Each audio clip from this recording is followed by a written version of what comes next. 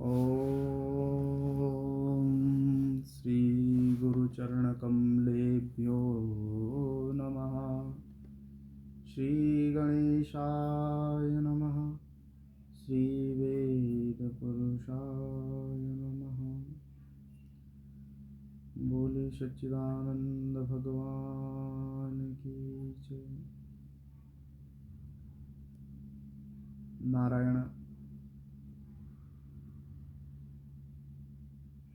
कल के प्रसंग में हम सबने श्रवण किया धुंधली और आत्मदेव की कथा। कैसे आत्मदेव महाराज पुत्र मोह में आकर के आत्महत्या करने के लिए जा रहे थे। उनके पास पुत्र नहीं था, इसलिए आत्महत्या करने के लिए जा रहे थे। और महात्मा जी ने बहुत समझाया, परंतु महात्मा जी की बात भी नहीं उन्होंने समझी। मजबूरी के कारण महात्मा जी को उन्हें फल प्रदान करना पड़ा, परंतु धुंधली का जो स्वभाव था उसके कारण धुंधली ने उस फल पर शंका की और उस फल को ग्रहण नहीं किया और गौ माता को वह फल प्रदान कर दिया। उसके बाद धुंधली की बहन ने धुंधली को अपना पुत्र प्रदान किया, जिसका नाम धुंधकारी हुआ।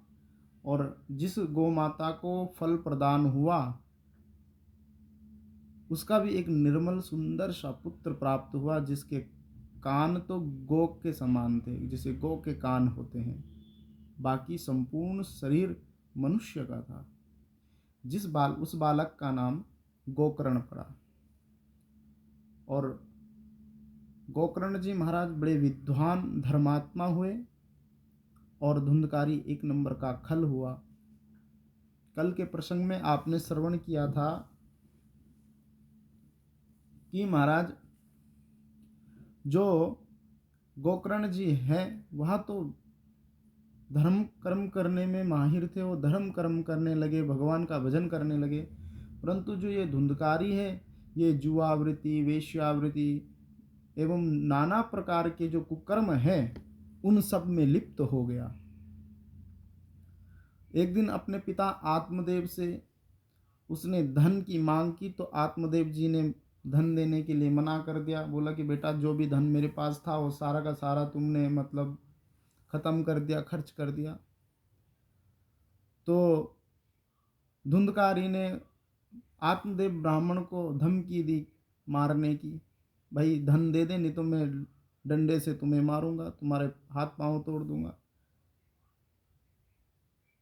परंतु आत्मदेव जी ने काफ़ी प्रयत्न किया उसको समझाने का, परंतु वो समझा नहीं। अंत में धुंधकारी ने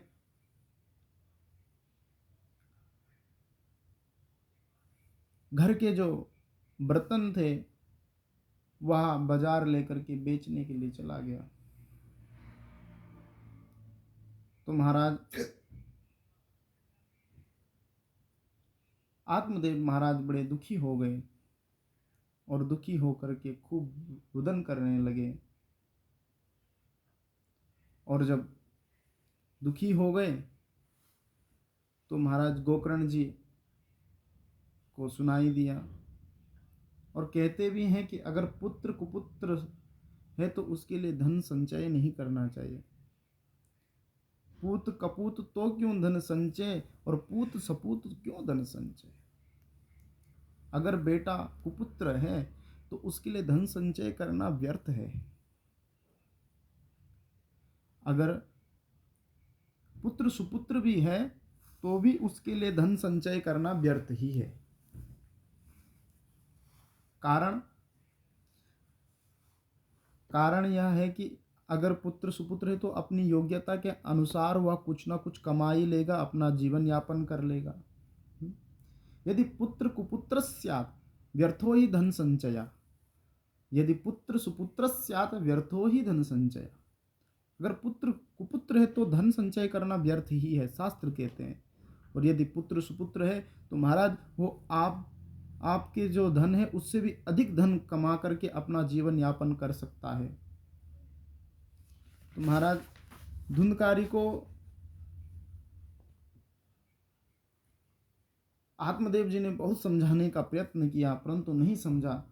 तो महाराज कहते हैं कि मूर्ख चिरायु जातोपि तस्मात् मूर्ख चिरायु जातोपि तस्मात् जातो मृतो वरा मृता सा चल्प दुखाया यावान जीवम जड़ो दहत। मूर्ख पुत्र अगर चिरायु है